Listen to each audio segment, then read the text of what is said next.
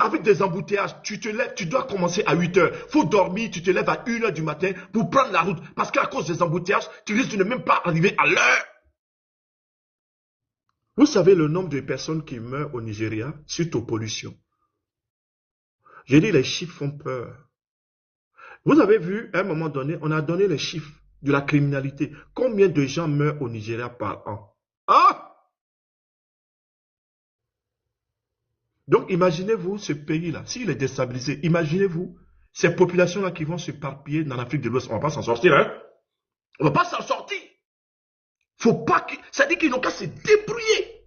S'ils n'ont pas de dignité, ils n'ont qu'à rester dans la dignité là-bas. Faut pas qu'ils viennent gêner les gens. Faut pas qu'ils viennent gêner les gens, ce pays-là. Pays toxique. Pays toxique, je vous dis, trafic. Ils trafiquent tout. Tous. Regardez les films là. Regardez les films. Regardez les films. Ça veut dire beaucoup de la société nigériane. Les films là traduisent beaucoup d'une société. Que sorcellerie, que l'argent, que sorcellerie, que dans ça, ils sont dedans. Ah! Il n'y a jamais un truc même de sorcellerie, que celui-là, qu'il a pris, que Mané, que non, que lui-là, que des choses comme ça. Étalage, gros mariage, étalage d'argent. Ja, il n'y a pas de garçon dans ce pays-là. Fouille! Il n'y a pas de garçon au Nigeria. Aucun ne sauve manifester. Quelle lâcheté! Un pays pourri, le Nigeria. À ce point-là, je n'imaginais pas en fait.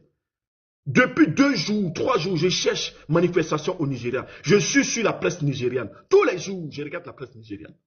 Je regarde, je fouille. Je dis, ah, peut-être qu'il y aurait une petite manifestation. Ah, fouille! Rien! Ils sont là. Oh, les fêtes, oh, les fêtes, ils sont là. 250 millions d'habitants. Imaginez-vous. Donc, on a 250 millions d'inconscients au minimum. 250 millions d'inconscients. Des gens lâches. Imaginez-vous, en Afrique de l'Ouest. Si vous prenez d'autres pays, les gens inconscients dans ce continent sont la majorité. En réalité, c'est la majorité. Ne pensez pas que l'Afrique est éveillée, que c'est la majorité des Africains qui sont éveillés. C'est faux. C'est pas vrai. La majorité des Africains est endormie. La majorité des Africains est stupide. Cupide. Tout ce qui les intéresse, c'est leur petite vie et puis leurs besoins en dessous de la ceinture. Si c'est ça là, Bangala, gros Bangala, ah, il faut les voir maintenant. Ils sont debout. Quand ce sont les thématiques, les sujets sur Bangala, histoire de grosses fesses. Il faut voir comment ils sont mobilisés. Ils sont en tas. Histoire de problèmes conjugaux. Histoire de celle-là, la Chiza. Celle-là, elle est sortie avec celle-là. Celle-là, elle est sortie avec celle-là. Celui-là a fait ça. Oh, ils sont en tas. Devant les lives de coach, je ne sais quoi encore. Ah! Voilà un continent bâtard qui est là comme ça. Un continent bâtard. Quand on va dire ça, que non, il ne faut pas dire ça, dégagez devant nous. Foutez-nous la paix. C'est quoi? C'est quoi? On vient bombarder un pays, personne ne bouge. Et puis vous, on vous parle, ça change rien. Vous voulez nous faire de la spéculation narrative. Oh non, vous savez, l'anthropologie, historiquement parlant, l'anthropologie, vous savez, il y a des actions psychologiquement. Nous sommes tous traumatisés. D'accord? Nous sommes tous traumatisés. Voilà, nous avons tous des traumas. Mais chacun arrive à lutter contre ces démons et à aller de l'avant, à lutter contre les démons d'Occident et à faire face des gens indignes. Le Nigeria fait honte. Aujourd'hui, je dis qu'on doit traiter les Nigérians. C'est-à-dire qu'on doit les traiter, les montrer du doigt partout où ils sont. C'est quoi? C'est quoi? Nigeria is a big country. Nigeria is a big country. Oh, Nigeria is a big country. Oh, Nigeria is a big country. Nigeria is not a big country. Nigeria is a small country. Nigeria is a silly country. Oh! C'est quoi? On arrête. On va allumer. J'ai dit, comme les gens sont bêtes, si c'est pour gâter, il faut qu'on gâte tout à la fois. Et puis on va reconstruire sur le feu et sur le sang. Oui, oui. Parce qu'on est fatigué. On est fatigué. C'est quoi ce pays? Personne ne bouge. Personne ne s'élève. C'est quoi? C'est quoi? Hein? Non, l'AIS n'a pas vocation à mener le combat partout. Non. C'est quoi? Les seuls courageux dans ce monde-là, c'est où? Non, non, non, non. Non, non, non. C'est quelle histoire, ça? Après, les gens vont faire des concurrences. Oh, on a des gratte-ciel, on a des gratte-ciel, oh, on a des immeubles, oh, on a des grosses voitures, oh, on a des grosses routes, oh. Hein? Dans l'indignité, dans la pauvreté mentale, dans la pauvreté morale, dans l'immoralité, dans l'indignité, dans la bassesse, dans la soumission. Tu es content d'être ça? Tu es content d'être dans ça? L'armée nigériane n'existe pas. C'est l'armée américaine qui chicote comme elle veut, sur ton propre territoire. Et tu es là, tu croises les doigts, et tu regardes. Bienvenue, Sharifa. Welcome, Sharifa. Bienvenue. Merci beaucoup. Et les gens regardent, c'est quoi? On va accepter ça quand? Trafico, ils sont spécialistes dans le trafic, mais nuls en dignité. C'est eux qui connaissent tous les petits points pour pouvoir traficoter. Ils sont forts. Au Nigeria, ils ont même tellement, les gens là vont loin, ils ont interdit TikTok, live TikTok de 23h à 5h du matin au Nigeria. Tellement ils font Mougouli. Et ils font des lives Mougouli. Est-ce que les gens ont conscience de ça? J'ai dit, ils font des lives Mougouli. Qui a l'information? Qui a l'information? Montez, qui a l'information? Ils font des lives de Mougouli au Nigeria, tellement c'était devenu catastrophique. Ils ont interdit TikTok au Nigeria, de 23h à 5h du matin. Voilà ce pays-là. Ce pays de désordre. Ce pays de vauriens. Nuls, médiocres. Et on est dans ça. Qu'au grand pays. Le Nigeria est fini. Ils n'ont qu'à dégager. Oui, oui, oui. Ils n'ont qu'à dégager. On ne veut même pas entendre leur bouche là. On ne veut même pas les entendre parler. À partir de ce jour-là, où ils n'ont pas été capables de se mobiliser pour dire non à l'agression américaine sur le Nigeria, je me suis dit, je me suis lavé les mains de ce pays-là. Je me suis lavé les mains de ce pays-là. Si vous voyez la qualité, le live là, j'ai dit, tout c'est des trucs de sorcellerie, des trucs de Mougouli, des trucs, tout, que des trucs comme ça. C'est-à-dire qu'ils font tellement de trucs de malades, tu ne sais même pas.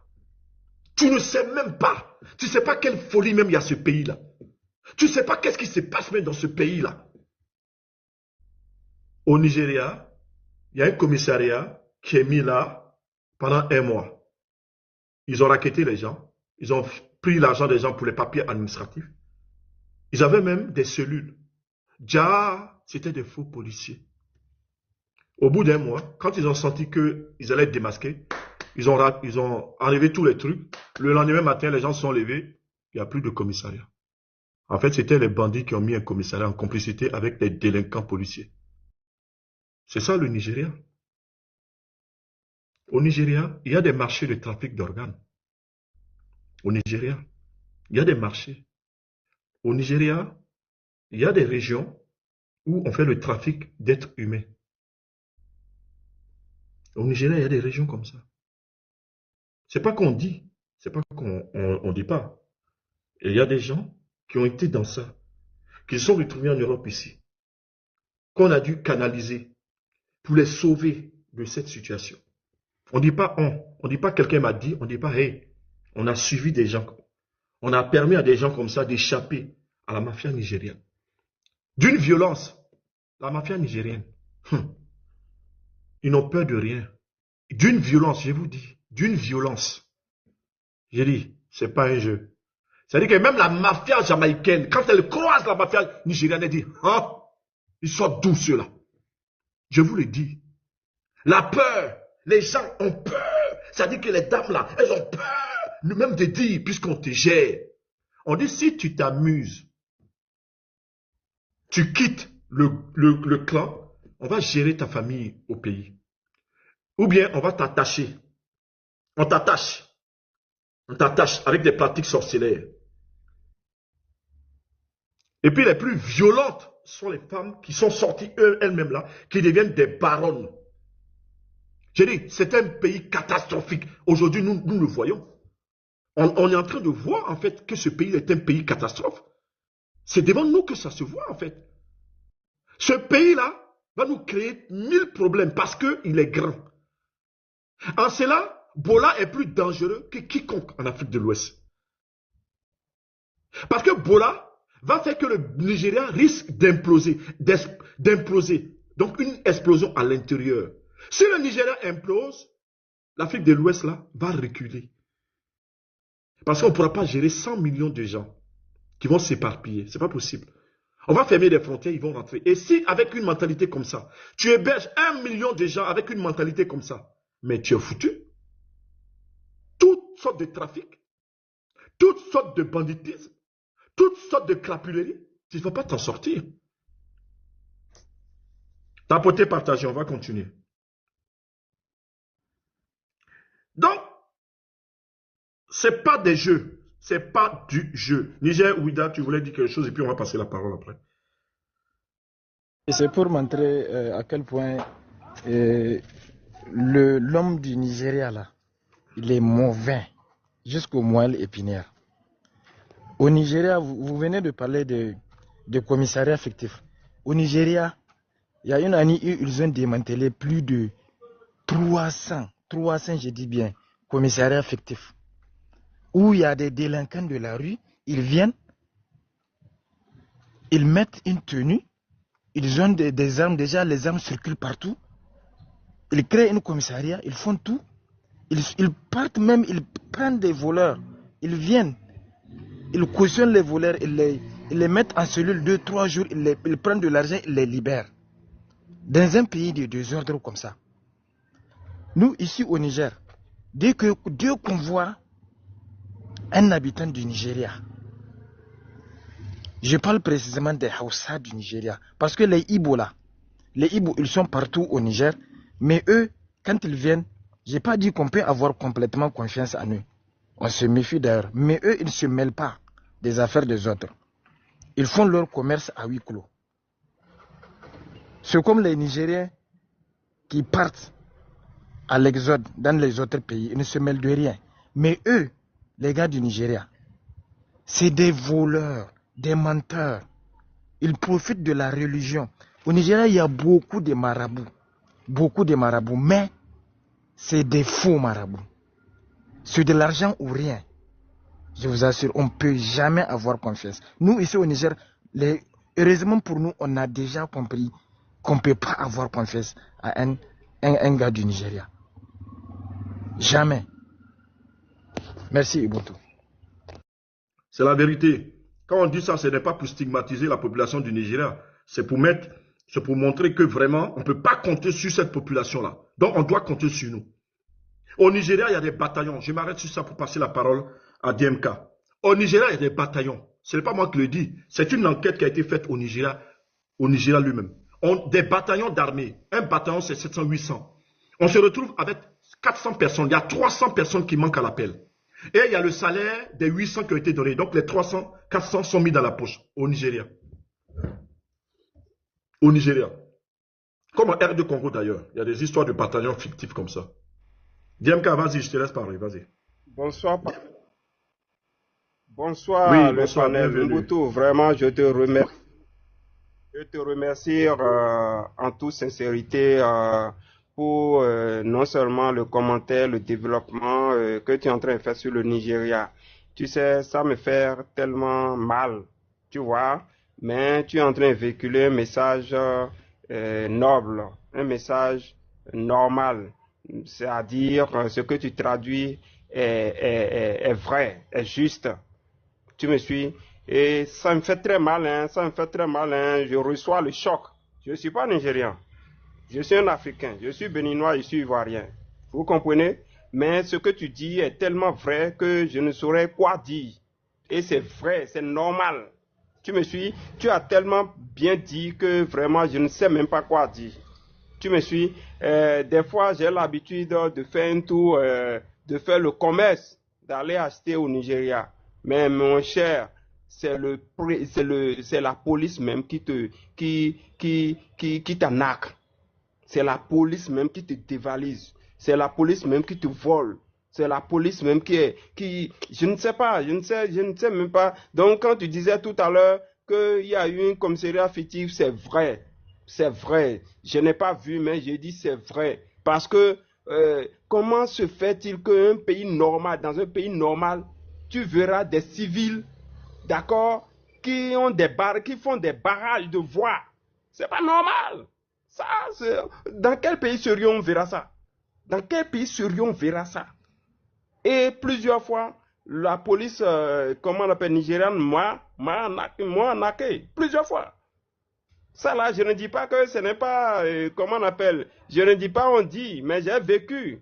Et ce sont cela a fait que, parce que moi j'ai l'habitude d'aller acheter là-bas, et quitte le Bénin, Cotonou pour aller acheter là-bas, mais plusieurs fois j'ai été arnaqué par les polices nigériennes. Donc pour dire que ce que tu es en train de dire, c'est vrai. Or, il y a beaucoup d'autres choses. D'accord, le pays n'est pas du tout organisé. Le pays est un pays de désordre. Et le pays est seulement basé sur seulement des affaires. C'est-à-dire, si c'est le business, non. Si tu es au Nigeria, tu vas faire le business, c'est l'argent que tu vas avoir. Ça, il faut être un truc. Et toutes sortes de business. Toutes sortes de business. Il n'y a pas un autre pays en Afrique. Je défie quiconque qui me dira qu'il y a un autre pays en Afrique dans lequel le business circule comme au Nigeria. Il n'y a pas. De façon normale. Donc, déjà, si c'est un pays très bien organisé, les États-Unis vont venir pour frapper le Nigeria. Sur quelle base, je me demande? Parce que je ne sais pas, le développement sur ce sujet-là, Mbutu, je ne sais pas tout gagner, sincèrement. Parce que je ne sais pas, il faut que le peuple africain ouvre les yeux, il faut que nos cerveaux là soient ouverts pour comprendre les dangers, certains dangers sur lesquels on doit laisser les Occidentaux venir intervenir dans une souveraineté. C'est pas normal. De cette façon-là, quand est-ce que nos pays-là vont prendre réellement l'amorce de leur développement au sérieux? C'est de ça qu'il est question en réalité. Parce que si depuis lors, jusqu'à aujourd'hui, depuis les années, je pense que le Nigeria, sur le papier, le Nigeria a eu son indépendance en 1957, je crois. Mais c'est une honte. Je pense que ce sont des indépendances sur papier. C'est rien de concret, rien de normal, rien de sérieux. Le Nigeria, quand on parle des Comores, c'est le Nigeria. Mais ils n'ont pas la possibilité, n'est-ce pas, de prendre en charge la sécurité de leur territoire. Et c'est une autre souveraineté qui vient maintenant pour dire je vais mettre la sécurité. Mais c'est une honte. Sincèrement, c'est une honte. Et le peuple africain doit ouvrir les yeux. Si les Nigérians vraiment sont sur le panel ou sont à l'écoute, je sais, il n'y a aucun pays en Afrique qui soit encore vraiment sur le rail de façon normale. Mais je pense que déjà à ce niveau-là, le Nigeria est déjà trop parti. Et ce n'est pas du tout bien. Si le Nigeria était bien organisé, parce que les ressources que le Nigeria a, s'il devait être bien organisé, je crois qu'à un niveau donné, le Nigeria va tirer son épingle de jeu de façon normale. Ils ont leur monnaie, je ne sais pas. Ils ont leur monnaie et maintenant, je ne sais pas comment ils s'arrangent pour tomber si bas. Je crois que c'est un problème. Il faut qu'ils repartent à zéro. Donc, je suis vraiment ému par rapport à tout ce que Mbutu était en train de dire, le développement qu'il faisait, mais je n'ai pas de mots à dire. Je n'ai pas de contradiction à donner. Parce qu'il est en train de si bien justifier que je me suis éclipsé, quoi. Non, le Nigeria, vous verrez les Nigérians dans tous les faux coups. Dans tous les faux coups, vous verrez les Nigérians. Et je ne sais pas.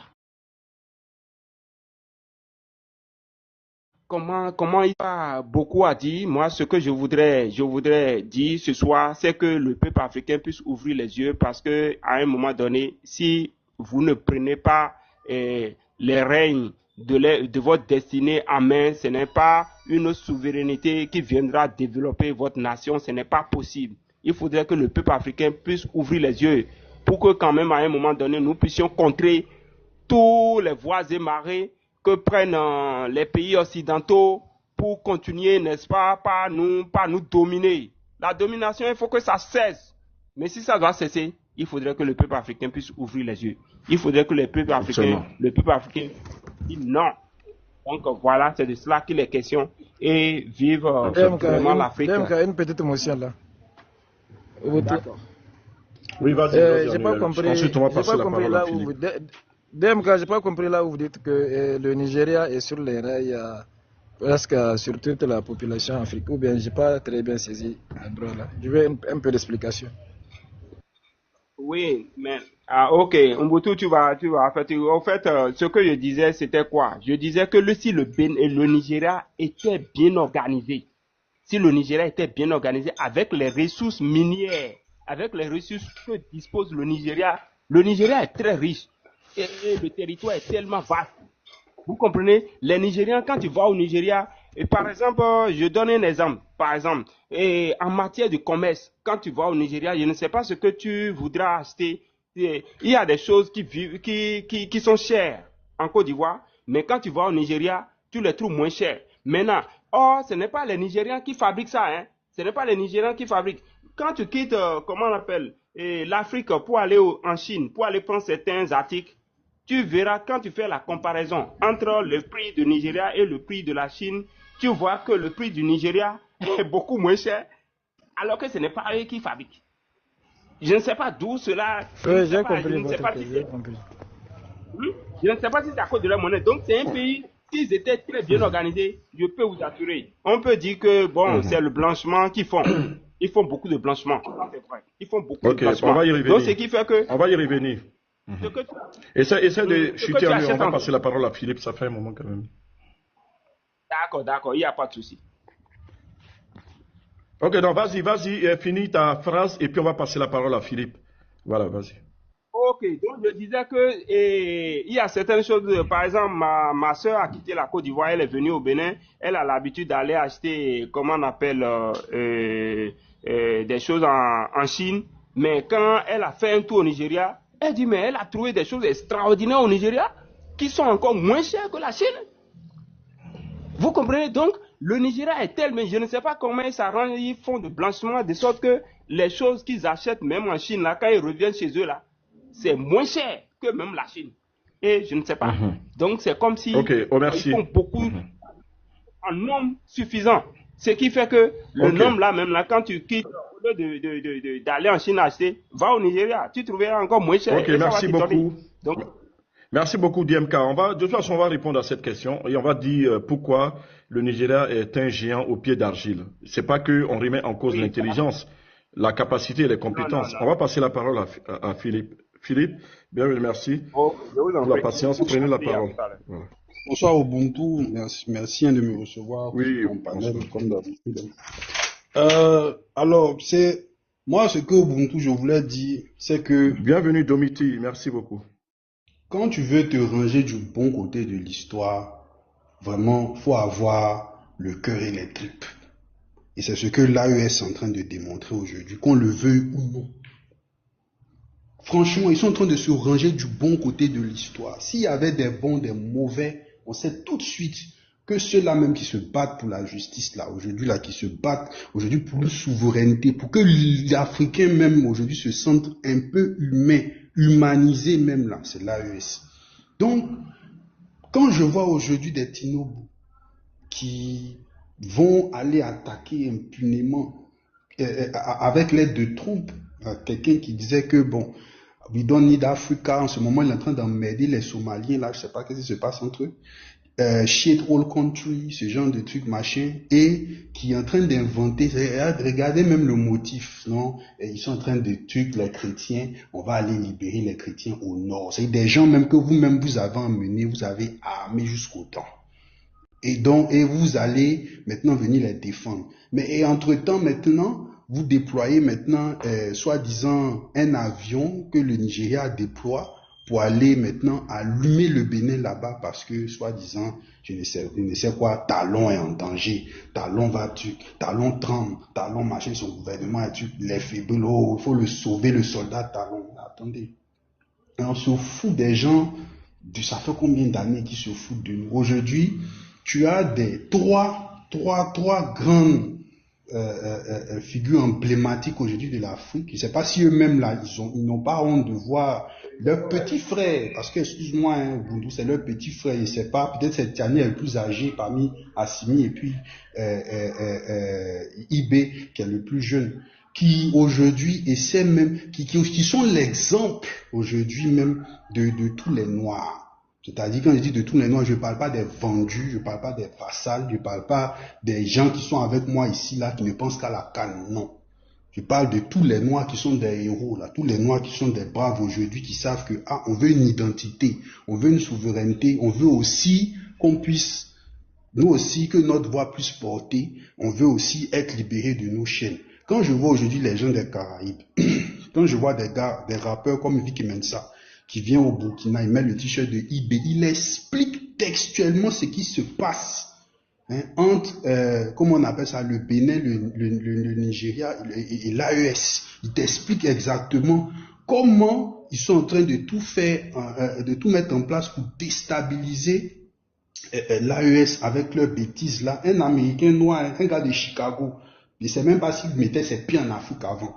Il t'explique ça, la géopolitique claire. Il a laissé son hip-hop là pour venir maintenant se battre au Burkina. Il entend des trucs. Je me dis, il y a des choses quand même qui sont en train de se faire. Ibé même était en train de parler de ça une fois où il disait, moi je ne parle pas beaucoup, mais les afro-descendants, je vais les faire venir. Et je vais les faire venir en masse. Ils n'auront même plus besoin d'aller au Ghana là-bas, payer des trucs pour dire qu'ils veulent devenir Ghanéens. Ils vont venir, je vais les recevoir. Et eux-mêmes là, ils vont nous aider à construire. Il parle, il fait. Même pas, l'année n'est même pas finie. Vic Mensa se retrouve là en train de dire qu'il a acheté un terrain au Burkina aussi. Lui aussi, il veut aider Tuc. Voilà, les gens comme les Lafouina sont en train de vive IB, vive IB. Est-ce une hype?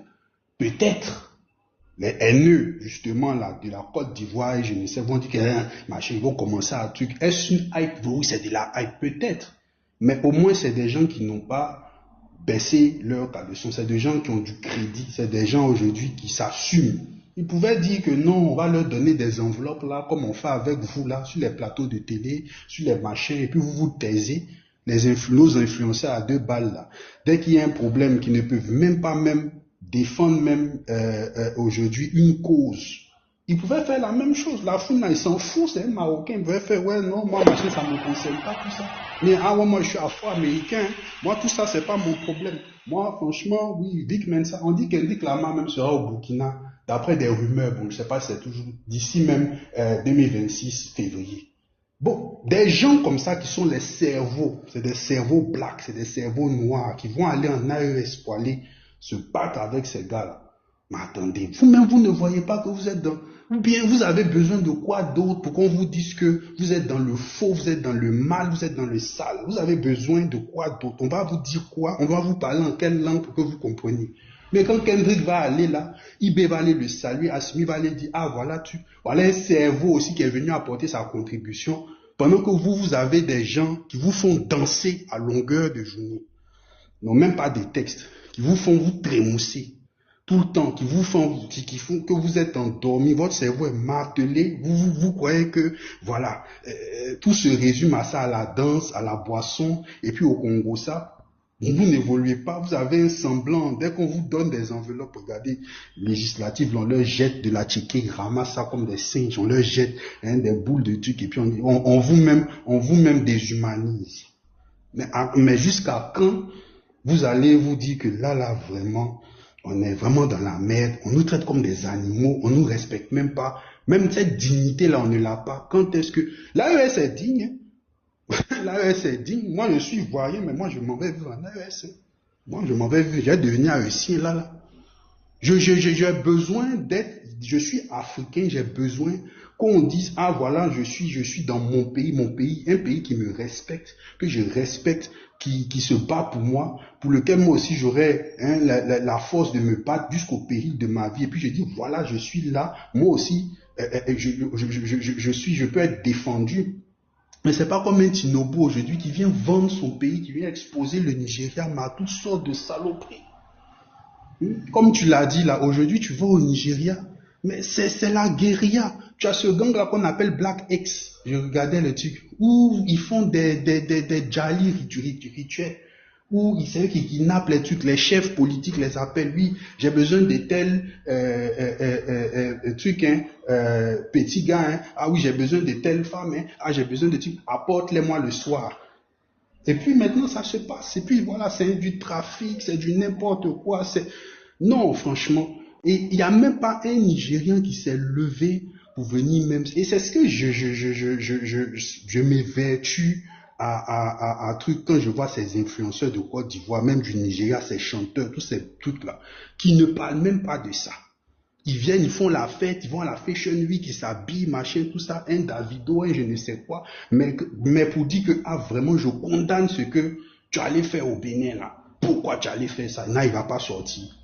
Quand c'est pour accueillir Arya Star, Wizkid, voilà, mais le Wizkid ne va pas ouvrir sa bouche pour dire que, ah, franchement, là, je viens pas parce que je suis fâché contre toi. Ce que tu as fait même au peuple même du Bénin, là, même tu les as allumés, là, je ne suis pas avec toi.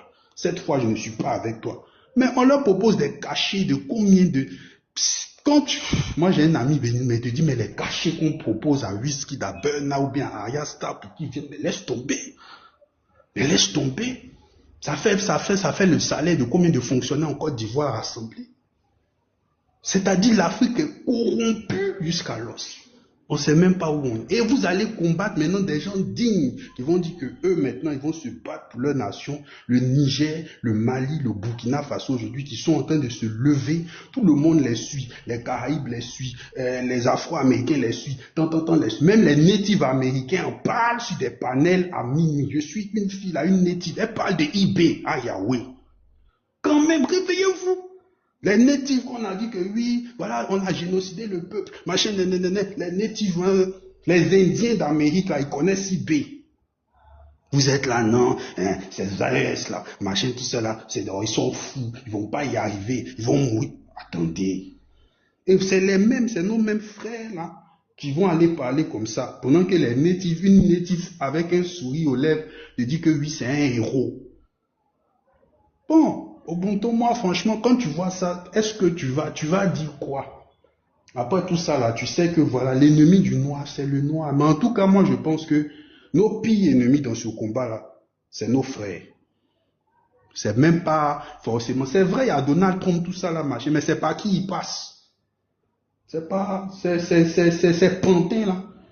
Que ce soit le gars ici, qui en met tout le monde, au Nigeria, là-bas, lui aussi. Et puis au Bénin, les triplés du mal, comment on appelle ça, la Sainte Trinité diabolique. C'est pas ces gens-là qui passent aujourd'hui ils veulent déstabiliser tout le monde. Donc vraiment, je veux pas trop durer, mais tout ce que je peux dire, c'est que aujourd'hui, s'il y a un visage qui doit représenter l'Afrique, qui doit vraiment un truc là, c'est vraiment l'AES. C'est l'AES et franchement, moi j'encourage tous les Haïtiens qui sont sur ce panel-là, je vais vous rejoindre.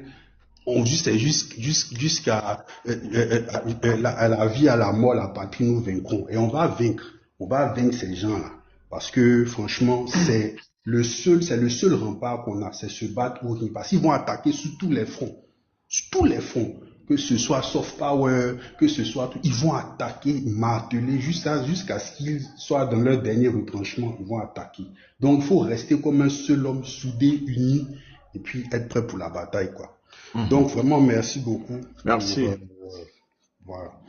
C'était ce que je tenais à dire. Merci. Merci beaucoup, Philippe. En tout cas, bon développement. Mais il ne faut jamais oublier de rajouter que les ennemis de l'Africain peut être des Africains, ça peut être aussi leurs alliés. La preuve, l'AES, où c'est des alliés, c'est des Africains aussi. Donc, la solution des Africains, c'est les Africains. Et C'est ça. certains ennemis peuvent aussi être des Africains, mais il faut savoir que derrière, il y a toujours ces gens-là qui activent. Et donc, il faut qu'on neutralise ces ennemis-là. Et ça, c'est clair et net. Ça, il n'y a pas de doute à avoir. Ça, il faut en être clair. Parce que les ennemis de l'Européen, c'est l'Européen lui-même. Qui font la C'est deuxième clair. guerre, ils font la troisième guerre. Ils sont en train de une guerre interraciale entre l'Ukraine, l'OTAN, pardon, et la Russie, contre la Russie. Donc, on voit bien. Voilà. En tout cas, merci pour le développement. Tu as dit des choses très justes, très fortes même. Effectivement, voilà. Pendant que d'autres là sont en train de regarder, on voit des afro-descendants et puis même des natifs là qui s'intéressent à ça. Ça veut dire, depuis nous là, on est sur le continent inconscient, on s'intéresse à rien. On est là en train de regarder Ariel Star, Burna Boy. Burna Boy, voilà un gars aussi. Voilà un gars. Voilà un gars pareil. Il m'énerve. C'est-à-dire qu'il avait tout pour porter quelque chose. Parce qu'il a quelque chose, Burna Boy. C'est pas seulement il a quelque chose, il a une personnalité. Mais il s'est perdu son histoire mais je sais pas quoi, des trucs à la con. Il s'est perdu. Il s'est dit qu'il s'est perdu dans cette histoire, ce gars-là. Hein? Voilà maintenant. Les gens là, c'est-à-dire qu'ils n'ont aucune conscience. Voilà maintenant le Nigeria. Honteux. Actuellement, ils sont chicotés par les Jamaïcains. Allez sur les lives jamaïcains, vous allez voir. Les Ghanéens les chicotent. N'oubliez pas la rivalité Ghana-Nigéria. C'est-à-dire que les Kenyans chicotent les Naija. Aujourd'hui, là, les Naija, on les chicote. Le monde, c'est chaud sur eux. Hein. Au niveau anglophone, c'est chaud sur eux. On les tape. Oui, oui, oui. Il faut les taper sérieusement. Il faut fouetter leur orgueil national. Non, non, non, non, non. J'espère même qu'ils seront éliminés dans la canne. Oui, oui. En tout cas. Non, non, non, non.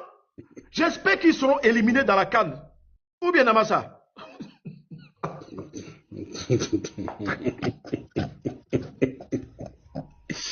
Oh.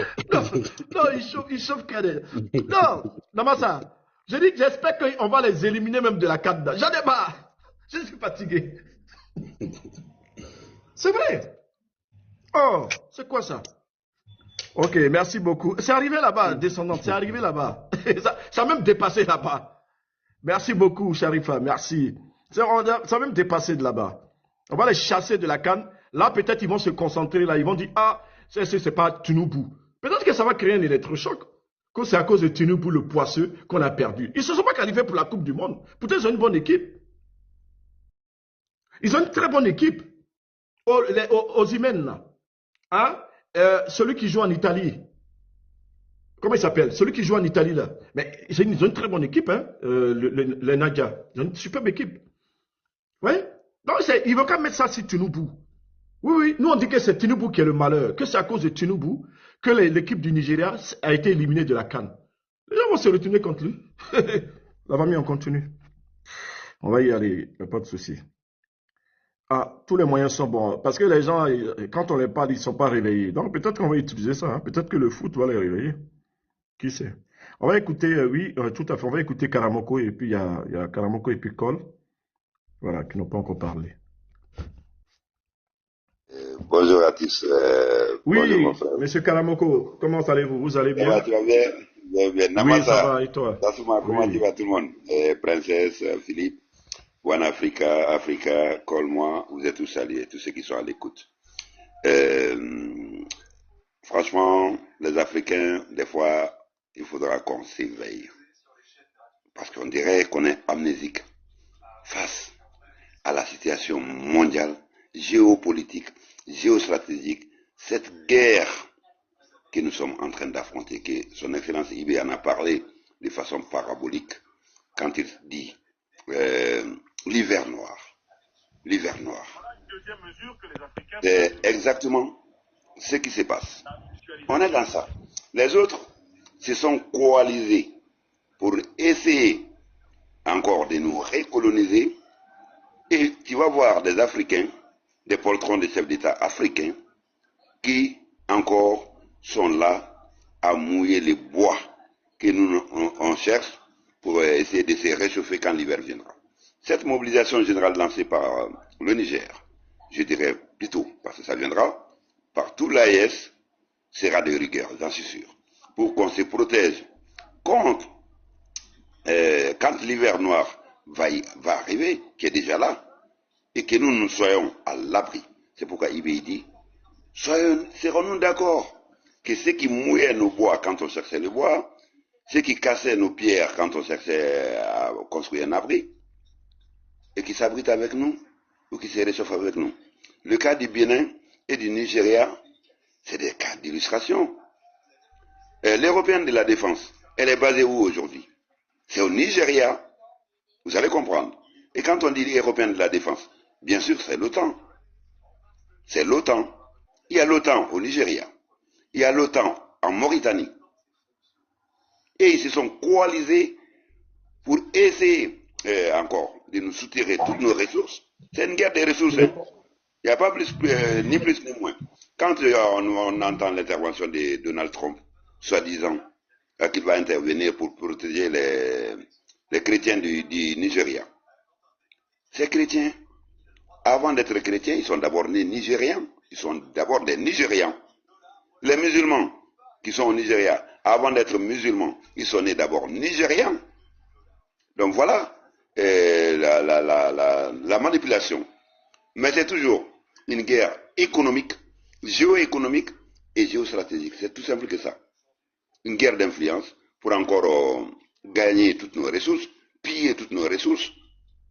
L'Afrique, à quand on pourra s'unir, on pourra s'éveiller, même si l'union sacrée n'est peut-être pas, ce sera peut-être compliqué, mais à quand l'éveil là de ces peuples africains, de nos dirigeants, de ces porteurs qu'on a installés à la tête de nos États, qui pillent nos ressources, justement, pour l'impérialisme. À quand cet réveil? À quand? L'AES en a pris avec les dirigeants l'initiative, avec les peuples d'ailleurs qui les soutiennent, parce que leur boussole aussi c'est les peuples, qui ont compris ce jeu. Voilà l'hiver noir. Et les autres, comment faire? Est-ce que ils essayeront toujours de combattre l'AES dans son élan? Ce qui se passe actuellement. L'Européenne de la défense, il y a exactement 199 officiers béninois qui en font partie. Il y a 400 Ukrainiens, qui sont tous basés au Nigeria. De l'Européenne de la défense, voilà. Pour combattre un frère, on envoie un autre frère les combattre. Il y a la Côte d'Ivoire, sans oublier le Sénégal, sans oublier tous ces Mauritaniens qui sont recrutés, tous ces Algériens qui sont recrutés et formés par la DCI, Défense Conseil International, dont le directeur, c'est aujourd'hui celui qui pilote l'Européenne de la défense. Je parle du nom de Samuel, que son excellence Abdelrahman Tiani en a précisément nommé dans son rapport, dans son discours. Voilà, un Didier Castres, exactement encore. Voilà ceux qui sont là à déstabiliser l'Afrique, à piller l'Afrique, militairement à imposer, et voire même à recoloniser l'Afrique, par rapport à nos ressources, avec les Américains. Voilà ce qui se passe. Et que tu vas voir d'autres États africains nous combattre de l'AES encore. Comme dans les années 60. Qu'est-ce qui a fait qu'on a tué tous les dirigeants panafricanistes africains? Que ce soit au Togo, que ce soit au Zaïre, que ce soit au Mali, comment ils ont été combattus, au Ghana, Kwame Nkrumah, les Sékou Touré. Combien ils ont été combattus par les mêmes frères africains, soi-disant. Voilà ce que l'Afrique revit encore aujourd'hui. Je sais que cette mobilisation lancée au Niger s'étendra sur toute l'AES, qu'on soit unis, qu'on s'arme, qu'on se protège. Et c'est ça qu'il faut, hein. Parce que cette invasion-là, cette recolonisation-là, c'est en marche.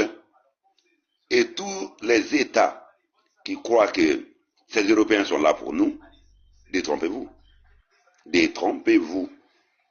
C'est comme un lion affamé qui a besoin de cette nourriture pour lui-même et pour ses enfants qui viennent chez vous, soit disant on vient pour vous aider. Dans un parc à bœufs, il vient vous dire non, on est là pour vous aider, alors qu'il est là pour vous piller et aller nourrir ses enfants, lui et ses enfants. Voilà ce qui se passe.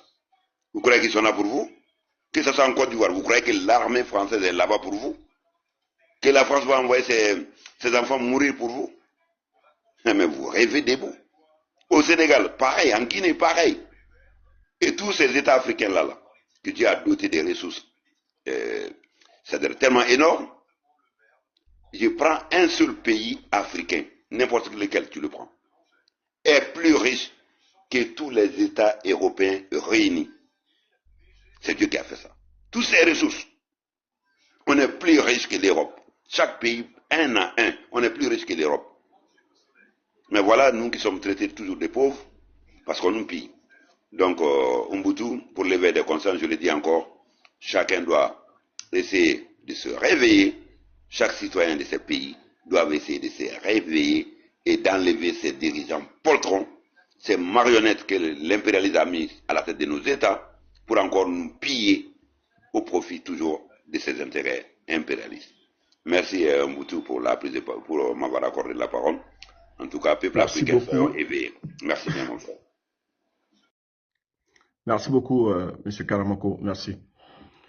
La famille, on continue de tapoter. On va faire un petit bilan. Voilà, je pense que tout le monde a parlé. On va faire un petit bilan de l'année. On commence par là, quoi. Et puis on va continuer. On va faire encore des petits bilans. On va revenir un peu sur l'actualité. C'est là, Moumouni. Vas-y, Moumouni. Vas-y.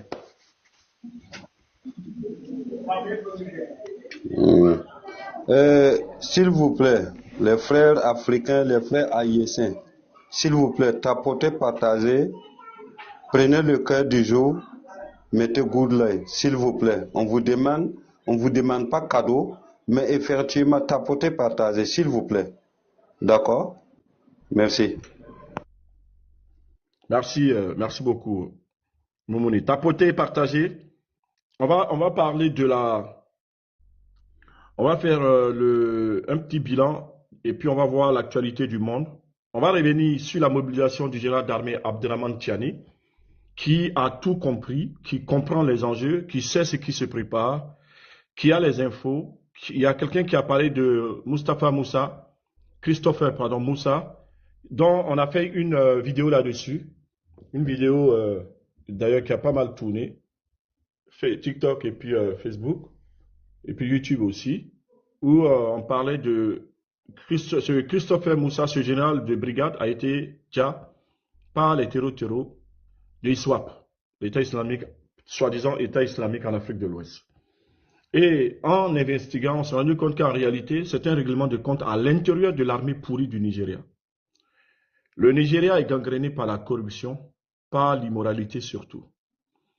Le travail qu'ils ont fait sur le Nigeria paye. En tout cas, paye. Vous voyez, quand vous avez un pays, parce que ça fait des années, ils font leur classement, pays corrompu, pays corrompu. Je pense que les pays les plus corrompus sont les pays d'Occident. Ce sont les plus gros corrupteurs. Mais leur corruption, elle est faite de telle sorte que on ne parle pas d'eux, on parle des autres. Mais quand vous voyez, depuis des années, Cameroun, Nigeria, ça, au fur et à mesure, ça valide dans la tête des uns des autres que, de toute façon, il faut être corrompu pour s'en sortir. Et ça, c'est un mauvais signal. La preuve, aujourd'hui, on voit que le travail qu'ils ont fait sur ces pays-là paye, dans le sens où personne ne se réveille au Nigeria. De sorte que lorsqu'il y a vraiment une grande, vous avez vu une grande tragédie, il y a vraiment quelque chose qui ne va pas. Il y a quelque chose qui n'est pas normal. Il y a une grande injustice, personne ne se bouge. Parce que, au fur et à mesure, sur des années, ils ont transformé la population la seule priorité de la population, c'est l'argent. En disant ça, je ne dis pas qu'il n'y a pas des gens qui sont intéressés par la dignité et qui veulent aussi le changement. Il y en a. Mais globalement, la majorité là ne bouge pas. La majorité ne s'intéresse pas à toutes ces choses-là. La majorité, déjà, 70 à 95% de la population qui s'en sort pas. Donc, leur préoccupation, c'est le jour au jour le jour. Comment on mange, comment on dort, comment on se promène. Et donc, aujourd'hui, nous voyons l'impact, nous voyons les conséquences d'une population, d'un pays tout entier qui est dirigé vers la sorcellerie, dirigé vers la bêtise, dirigé vers le comportement de Davido, le clown de service. Et donc, on a vraiment un problème. Un pays doit avoir des capitaines d'industrie. Ça veut dire qu'un pays doit avoir son lot d'une classe moyenne, son lot même d'une élite économique. Voilà. Mais la grande majorité qui s'en sort pas doit quand même avoir conscience, te dire, moi aussi je veux m'en sortir. Donc moi aussi il y a des choses qui vont pas dans le pays. Les choses là ne m'arrangent pas. Parce que s'il y a corruption, moi je n'en profite pas. La corruption là, chaque fois que je vais essayer de pouvoir me faire établir un document administratif, je serai obligé de payer. Donc la corruption ne me dessert. La corruption ne m'arrange pas. En fait, la corruption, ça concerne combien de personnes? C'est une petite catégorie qui en profite sur le dos de la majorité. Et à cause de ça, ben, il y a trop de problèmes. Pourquoi? À cause de la classe politique. Parce que la corruption n'est pas une fatalité. Voilà. S'il y a une classe élite politique qui est consciente, il y a des choses qui peuvent se faire. Même Dangote, dans ce qu'il fait, il fait des choses positives. Ce n'est pas quelqu'un qui était révolutionnaire. Ce n'est pas quelqu'un qui est... Non, mais ce qu'il fait a un impact. On peut dire qu'il essaie de révolutionner la façon de faire l'économie qui est basée sur l'importation. On importe beaucoup de choses. Donc lui, il dit, je vais me bâtir quelque chose. En disant ça, est-ce que c'est quelqu'un qui va être dans un... Non, c'est quelqu'un qui, voilà, lui, il traite avec tout le monde. C'est un homme d'affaires. Il est dans ça. Mais le fait de dire, par exemple, que je vais mettre en place une raffinerie pour essayer de transformer, c'est déjà quelque chose. Même si il y a des parts des entreprises occidentales, ben, ils ne sont pas fous. Parce qu'on n'a pas parlé du pétrole au Nigeria. Pourquoi ils ont intérêt à avoir les Bola Tinubu? Ils ont intérêt à avoir les Bola Tinubu pour avoir le contrôle sur la politique. Qui gère le pétrole du Nigeria? Quand les gens nous disent ici que c'est pour le pétrole du Nigeria, mais l'Amérique détient déjà le Nigeria. L'Amérique possède déjà le Nigeria, ce n'est pas nouveau. Pourquoi conquérir ce que tu as déjà? Peut-être qu'ils veulent avoir encore une plus grande part, comme ils veulent dégager les Européens et puis eux-mêmes rafler la mise. Peut-être c'est ça. Sinon, l'Amérique est déjà, le Nigeria est déjà dans la main des Américains, des Anglais, des Français maintenant. Chacun essaie de prendre sa part du gâteau. Avant, c'était l'endroit rêvé des Anglo-Saxons. Voilà, maintenant les Français aussi veulent manger leur part. Ils se font concurrence dans cette histoire de gâteau. Mais le Nigeria appartient aux Américains. Les élites nigérianes sont totalement vassalisées aux Américains. Donc, on ne peut pas nous dire que, oui, s'ils ont fait des frappes là, c'est pour récupérer le Nigeria. Non, le Nigeria est dans leurs mains déjà. Donc, qui est la cible? Parce que c'est ça qu'il faut voir. Qui est la cible? L'élite politique là, au Nigeria, mais je vous assure, l'élite politique au Nigeria, ça fait peur.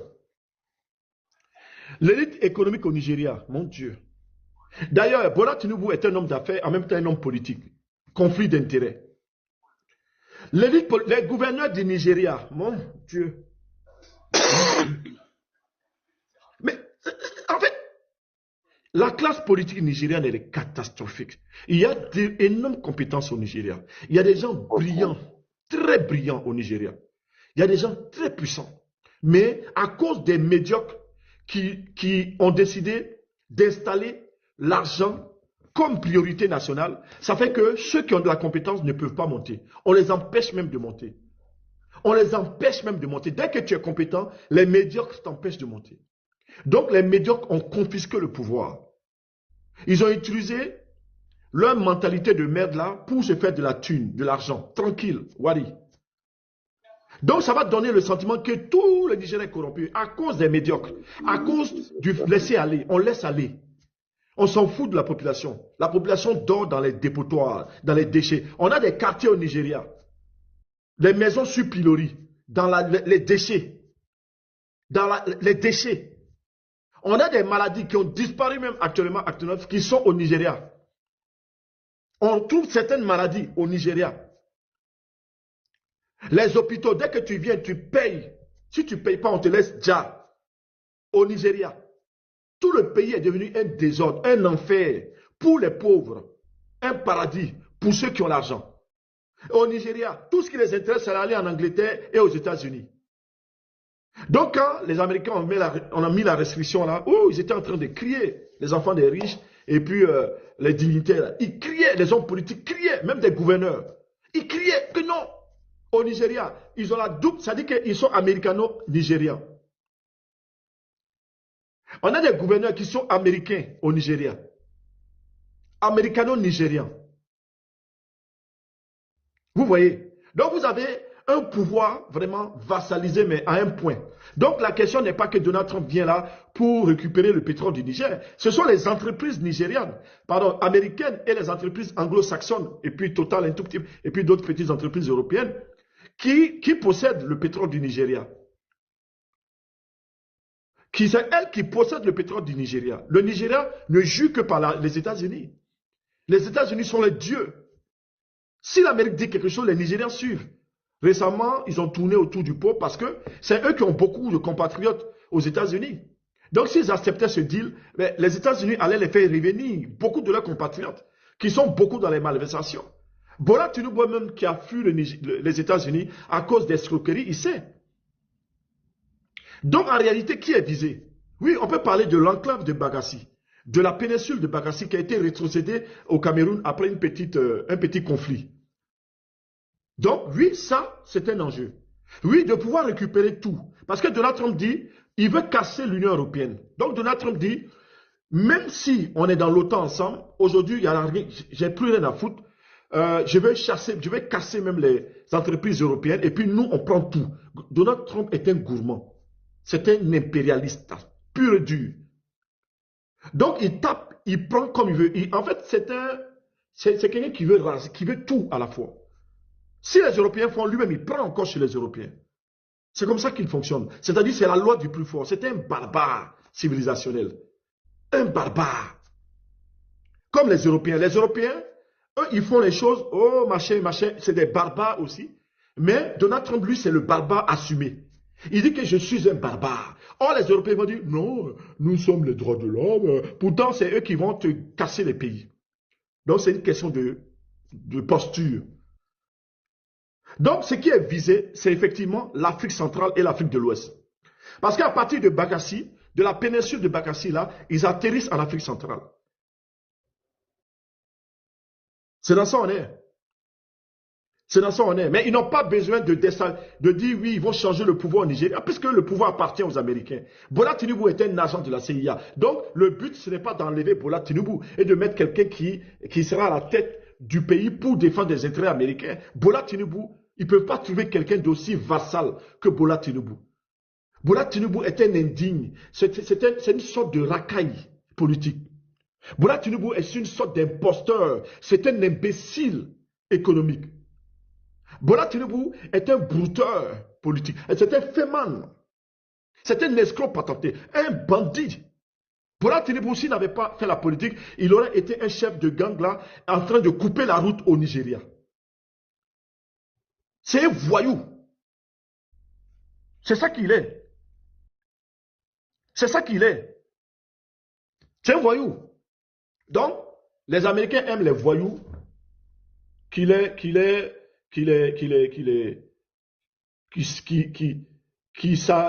vont se mettre à genoux, à plat ventre. Donc, ce qui est visé, c'est l'AIS. Ils veulent s'introduire au Niger pour récupérer. N'oubliez pas qu'ils ont voulu l'uranium. Le Niger a dit non.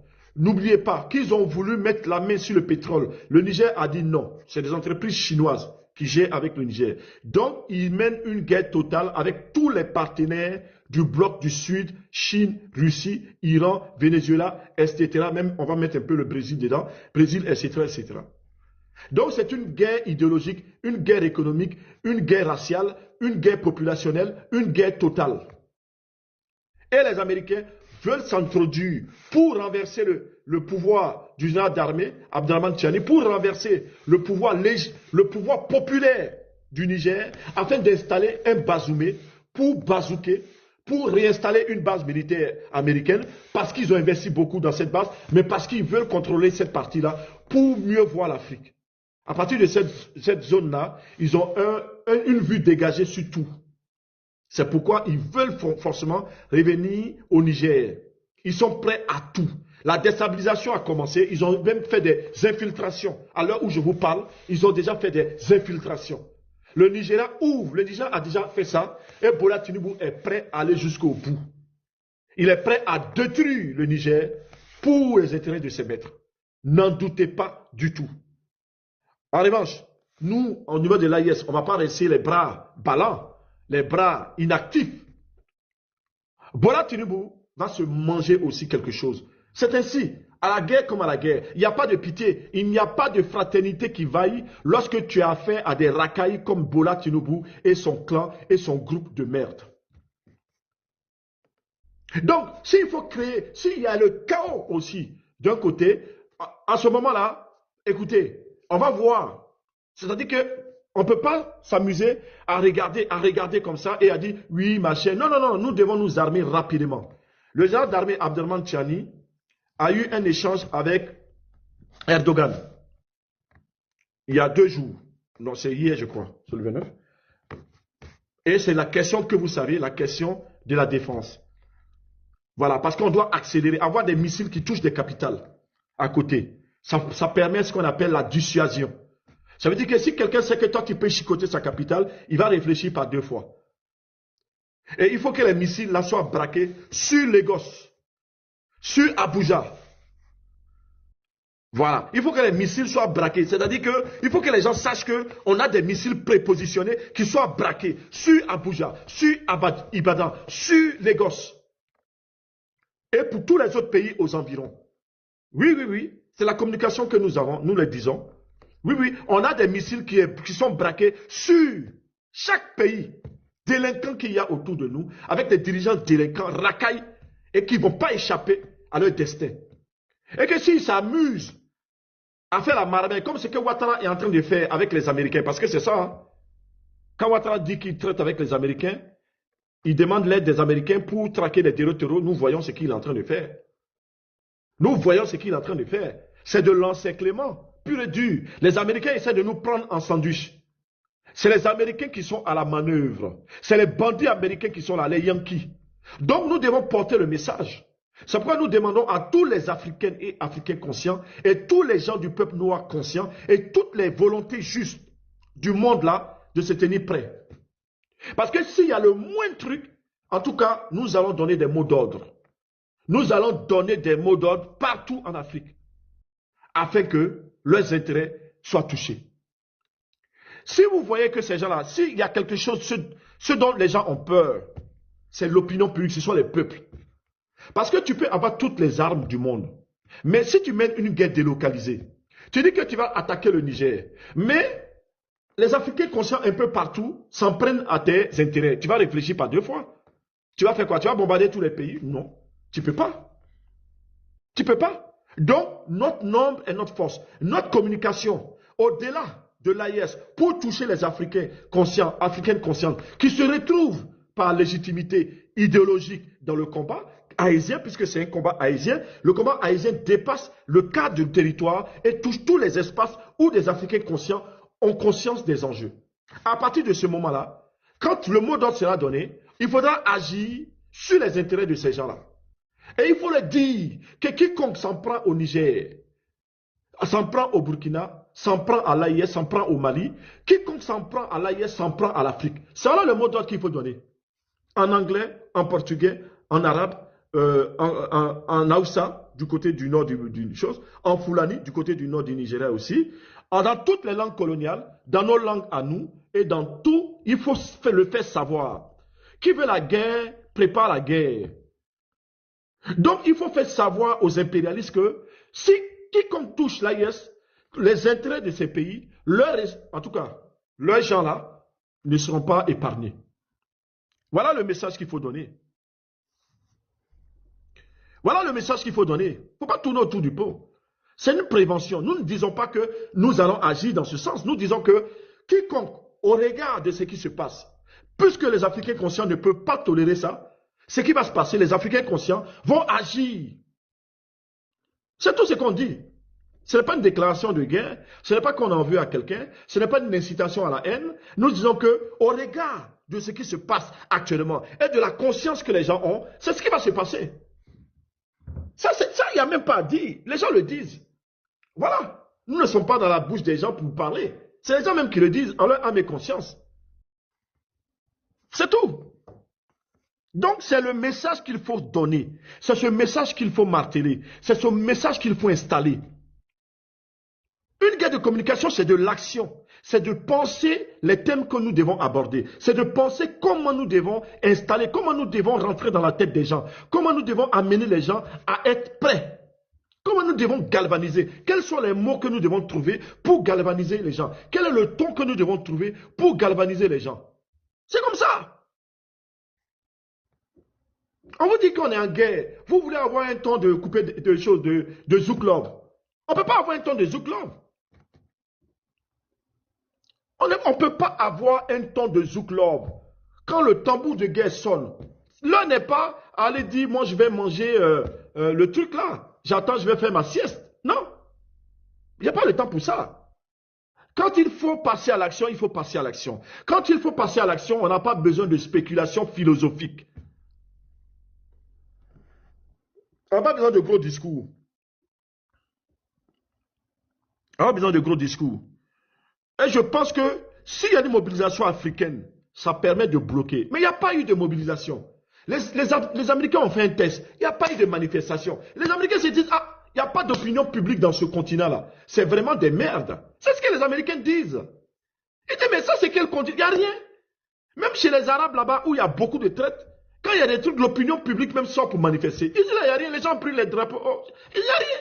Les Africains sont le peuple le plus soumis au monde. Leur travail, c'est le béret. Tous les jours, ils sont dans le béret. Matin, midi et soir, il faut les entendre, il faut les voir. Il faut voir les gens. Tout ce qui les intéresse, c'est leur attitude. Oh, moi, je me présente, je suis comme... C'est tout ce qui les intéresse. Leur physique. Regardez-moi des gens. Regardez-moi des vilains et des vilaines qui sont là. Tout ce qui les intéresse, c'est de... Oh, c'est pas Vanessa, c'est moi. Oh, c'est quoi ça? C'est quoi ça? Hein?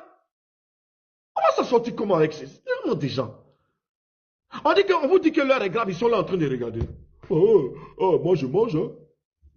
Ok, quand tu vas t'asseoir, tu vas manger avec tes enfants. Et que quand tu vas recevoir un missile, là, ce jour-là, le missile va te manger. Faut pas pleurer. Oh, j'ai perdu, oh, j'ai perdu. Il n'y a pas perdu. Il n'y a pas à pleurer. On est des pleurnichards, en fait. On est des pleurnichards, des bâtards civilisationnels qui veulent qu'on les respecte. Là, des gens perdus même, dans l'immensité du monde, là, on est perdus. On ne sait même pas où on va. On ne sait même pas qui nous sommes. On vous dit que la chose est grave, les gens regardent.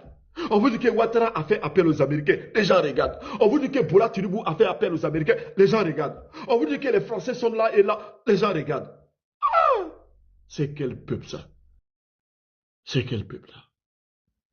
C'est quoi ça? Oh, mais si c'est pour s'asseoir là, allez liker les publications, ça dit qu'il faut voir les likes. Hein, les bêtises là. Oh, ils vont faire débat pendant 5 jours. Entre les deux gonzesses là, qui a le plus gros postérieur? Qui a fait BBL?